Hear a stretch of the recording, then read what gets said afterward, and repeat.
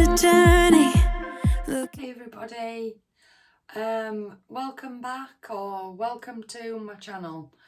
This is the second video I'm doing tonight.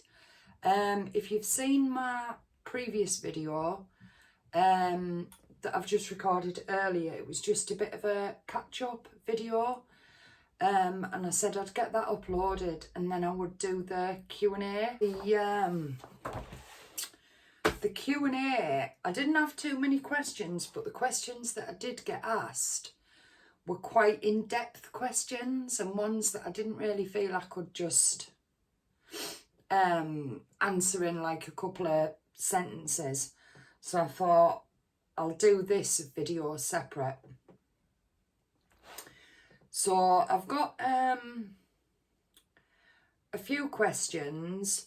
A few of them, well, I'll go through. The first question was from Instagram, and that was from my lovely friend Hayley from Mummy Cooks Homemade. And she asked me, what do you miss most about normality? And this is what I thought. This isn't a 2-second answer. Crikey, what do I miss most? There's lots of things really. I think probably the main thing is going back, I don't know, just going back 10 years. So take me back 10 years. What will that have been? 2012. So I was at uni. Caden was only little. I was obviously running a house. I was doing a full-time university course. And on top of that, at that point, I was still running my own cleaning company. So I was still doing a few little jobs on a weekend as well. So obviously from there to now is massively different. I mean, it's like I say, it's hard because I feel like I don't fully, sorry, excuse me. Yeah, I don't feel like I fully show my life, because I think even though I want to, because at the end of the day, it's real life. And like I said, I started this channel to raise awareness and just to basically say to people, you're not on your own, and, you know, you can stand up for yourself. So, yeah, so what do I miss? I miss just the things that everybody takes for granted.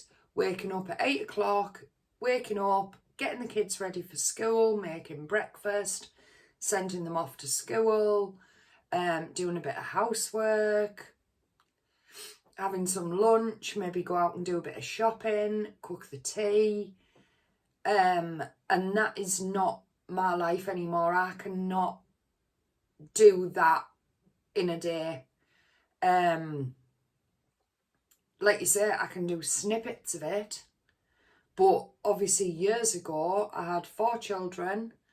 Like I say, I was at university full time and I had a cleaning business. And on top of that, I was running a house, cooking, cleaning, washing. So yeah, I miss the routine of normality. I miss the just waking up, getting on with your jobs. And I just can't do that. I can't do that anymore. And that's frustrating. That's probably, like you say, I miss planning things. I miss, you know, like you could think, I don't know, on a Monday, oh, do you fancy doing something on Saturday night? Normally it would be a case of Saturday comes along and you go and do it. But it's not like that with me. It's, you know, I could say on Monday, I'll be good for Saturday. Tuesday, I might feel like I'll be good for Saturday. Wednesday, Thursday, Friday even, I might wake up, have lots of energy, and then Saturday I wake up and I just haven't got the energy and I haven't got the strength to. It's like you said, them days I don't do a lot. And poor Ross, literally, I mean, he runs around after me like, I mean, I'll be downstairs, and if I'm having one of them days, you know, and it's like my tablets are upstairs, Ross will run up before I've even had a chance to. He does my hot water bottle. He obviously does my food. He goes shopping. He's honestly, he's brilliant, and I don't know how I would cope without him. I really don't. But yeah, that is a massive thing, a massive thing that I, you know, and I miss just that, getting up, getting ready for the day at a reasonable time, doing all your job, you know, and cooking the tea, putting the kids in the bath, getting them into bed, sitting down, and it's really not like that now. Like you say, it's just not like that anymore. So yeah, that I do miss. I miss the routine of normality. I think that's predominantly what I miss, like the actual routine of normality. Sally Cuthbert, Sally's one of my regular subscribers, and she comments loads. So you know, Sally is like Hayley is, you know, a good friend. And Sally's question were, what is your favourite movie and have you ever been to the US? Right. Have I ever been to the US? No. I would love to go. My uncle actually lives in Virginia. So I would love to visit them. I really would. My mum and dad have took the girls over a few times when they were a bit younger. But no, I've never visited, and I'd love to. I'd love to go and visit my uncle and auntie in Virginia. I'd love to visit New York. I'd love to visit California. I'd love to visit Alaska. There's lots of places in America I'd love to visit, but no, unfortunately, I've not spread my wings that far. What is my favourite movie? That is a really hard one, because I think it depends on the frame of mind you're in at the time and the type of movie that you want to watch. I love the old classics. I love musicals. I love Calamity Jane, Gone with the Wind, Seven Brides for Seven Brothers, Half a Sixpence. I love all them type of films. But my favourite movie, I don't think I could say what my actual favourite movie is. I think if I was after like a trip down memory lane or something like that, I would probably go with, like you say, probably Calamity Jane or Half a Sixpence, something like that. Action films, I quite like the Batman movies. And me and Ross just recently watched the new Joker with Joaquin, is it Joaquin? I never know how to pronounce it. Joaquin Phoenix. And that was really good. But we really enjoy the Batman films. If it was a case of like you could only, but then there's Gone with the Wind, Calamity Jane, Half a Sixpence. There's so many, isn't there? But I think probably my favourite, and obviously Ross hates musicals. Ross is not a musical fan. He loves music, and we've just got very different tastes in music. He likes all the like MC, like really fast like music. And like you say, I'm more like The Sound of Music and Calamity Jane and all that type of thing. So yeah, I would say probably them type of movies, but picking one particular one's quite hard. What's yours?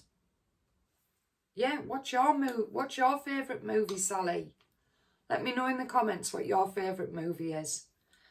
And then Pam said, where did you meet your hubby? And somebody asked me, I don't know, why haven't I wrote it down? Before I get to where I met my hubby, somebody had asked me if I'd travelled.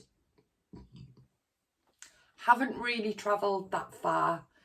I've been to Disneyland Paris 3 times. I went to Lyon once to see Robbie Williams in concert, which was amazing. With my good friend at the time, Nicola. We had an amazing time. And I've been to Cyprus with my mum and dad. And that's really it. So yeah, I've been to France 4 times, and Cyprus once, and that's as far as I've got really. So where did I meet my hubby? Well, so me and Ross have been together now nearly 9 years. We met, and it was a bizarre thing. I'd taken a job I'd recently finished uni. I don't know if I've mentioned this before. I did my midwifery training at Teesside Uni. And I was in my 3rd year, and I was about 3 months from qualifying. And with one thing and another, the situation that I was in at the time, it just wasn't appropriate. So I'd left uni. And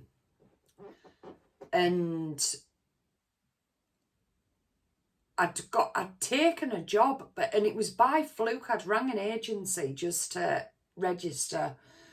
And obviously I'd done a lot of cleaning in the past, because I'd run my own cleaning company for, well, I think it was for about 13 years. So I wasn't like scared of cleaning. Do you know, I was quite a hard worker, like. And after I'd left uni, I was just looking for like a little bit of a stopgap until I decided what I was going to do. And randomly I got a phone call saying that a factory in Redcar was looking for a cleaner. And it wasn't really what I was looking for. I didn't really want to work in a factory or anything like that. I was thinking more like, you know, maybe more like domestic cleaning in people's homes and things like that. But for some reason I thought, no, take the job, you know, it'll tide you over. I think it was 20 hours a week. And it fit in really well with the kids, because I think it was 1 till 5, Monday to Friday. So it fit in really well with the kids. And like you say, it wasn't too many hours.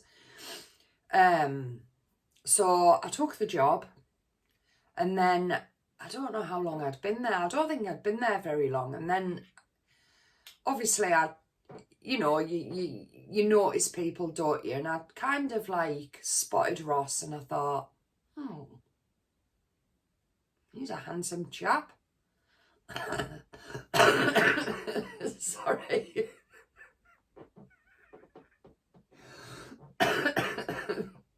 Yeah. So obviously I'd noticed Ross, and you know, he's a very good looking like lad, and obviously I knew he was younger than me. And the guy that I used to work with, because there was 2 of us on the cleaning team, there was me and a guy called Rob. And we got like to become good friends. You know, we worked together every day and we talked and had a laugh, and we were talking one day, and I'd foolishly said to Rob that I quite liked Ross, but I didn't think anything of it. I mean, there's quite an age gap between me and Ross. Obviously, people that are watching this that know about the age gap. People that are watching us that don't know us don't know about the age gap, but there's actually 20 years between me and Ross. So obviously, when I first kind of got him in my sights, I thought, he's not going to look at me. Do you know, I'm like, I was in my 40s. I think I was just turned 40. And obviously Ross was quite young, and we just got chatting, and you know, we just gelled, and we got on like a house on fire. We started talking, and then I think I ended up texting him one night, and then we texted for a bit, and you know, we just got to know each other and just got on really, really well as friends. And yeah, and then we met up, and kind of the rest is history, really, because we met up that night, and the first night we like actually met up outside work was kind of the start of like us, really, and we started seeing each other, and within 4 months we got engaged. And yeah, obviously we've been together ever since. We got married, well, we've just recently, 31st of January, had our 2-year wedding anniversary. Yeah, so we met at work, and like you say, and it's one of them things, isn't it, that I'd just come out of quite a long-term relationship that I'm not gonna get into throwing mud or anything like that, but I was in a relationship that wasn't really healthy, and I'd like not long come out of that relationship. Didn't expect at all to go there and meet anybody, or you know, and especially somebody like who was like so much younger than me. But like you say, you can't help who you fall in love with, and you know, we do. I know, like, obviously with things the way they've been over the last like years, you know, dealing with the cancer and everything, and yeah, it is hard sometimes, and but you know, we've got a solid relationship, and I honestly, I can't. I know, like, sometimes he drives me mad, and I'm sure I drive him mad. But I absolutely adore him, and I'm sure he feels the same. Yeah, and I don't think for a single minute he expected to meet somebody at work either. I think it was a bit of a shock to him as well. But yeah, so like you say, the rest is history, and I mean, I absolutely adore him. He's amazing. He really, really is. I mean, I know I whinge about him and moan about, but you do, don't you? And I'm sure he whinges and moans about me, but deep down, we really do really love each other. I know we do. So thank you, Pam, for that question. It was nice having a little trip down memory lane there. And then I've got another, what's from Patsy. What's it like living with terminal cancer, day-to-day symptoms, etc.? It's hard work. It's bloody hard work. It's like you say, I'm just tired. I struggle regularly, and it's just damn hard.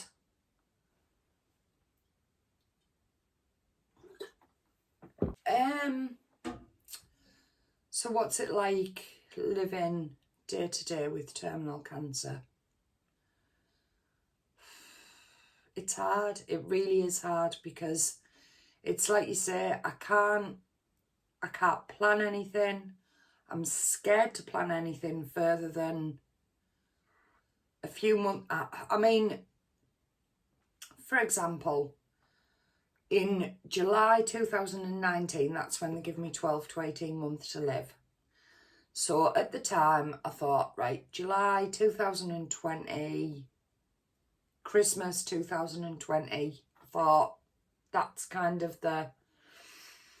And me and my friend Sharon, who I've talked about on here before, we had because her birthday is on the 10th of December and mine's on the 14th.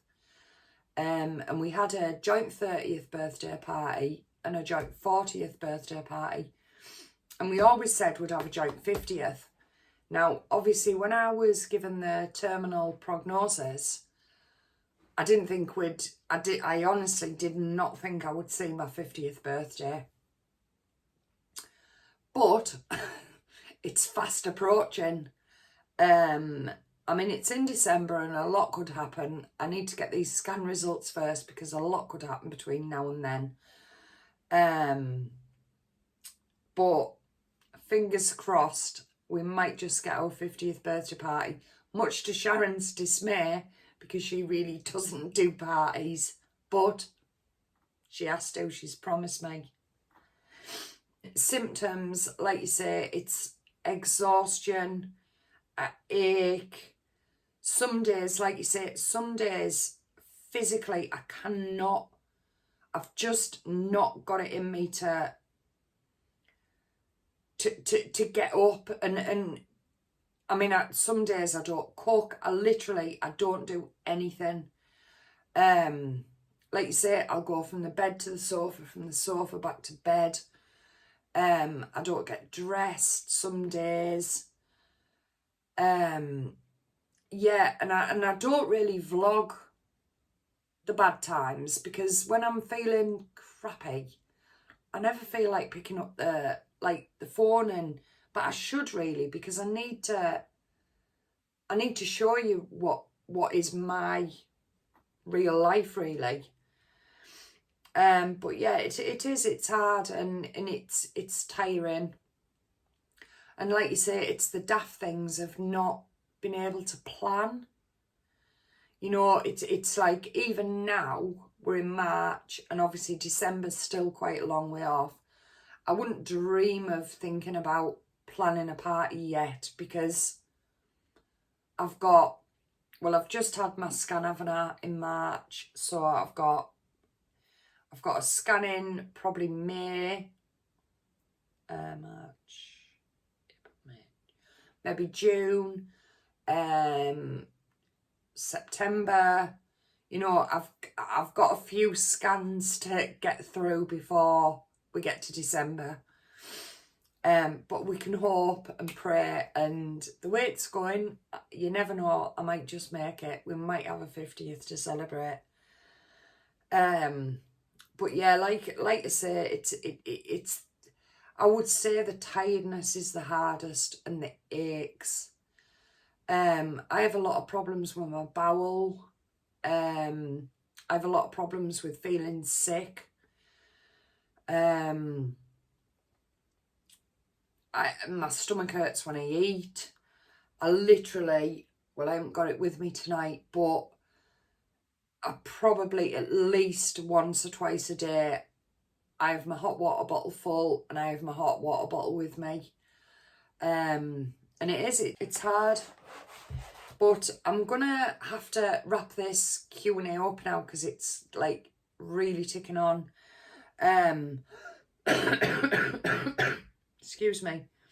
There was a couple of people. Chrissy H said she would love to hear more stories, like about my life and about me and my family and things. Fiona Watts also said the same thing, and the lovely Fiona from Fiona in a Kitchen seconded that. So I feel like I'm gonna have to do another video talking a little bit more about my life and how I got to where I am. And so I think I'll do that in the next few days. But I'm going to have to finish this video now, because otherwise I'm going to have an absolute nightmare and it won't save, and then I won't be able to get it uploaded and it'll just be a nightmare. But thank you so much for your questions. I really appreciate it, and I've really enjoyed answering them. And like you say, I'll come back on and I'll do another video about a bit more about like my family and everything like that, and I'll try and vlog more real life about my symptoms and stuff, because like you say, I don't, and I should really, because this vlog is predominantly raising awareness and vlogging my journey. And part of my journey is the days I feel crap. So I need to start doing that, I think. But I need to get going, otherwise I'm not going to have enough room to get this done and edited and up. Thank you so much for your questions. Really appreciate them. Thank you, Hayley, Chrissy, Patsy, Mary, Jill Bringold as well commented. She said she's a knitter, and she was saying could she like knit along.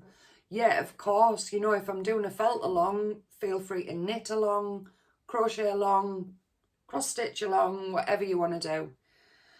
And like I say, I've mentioned the two Fionas and Sally and Pam.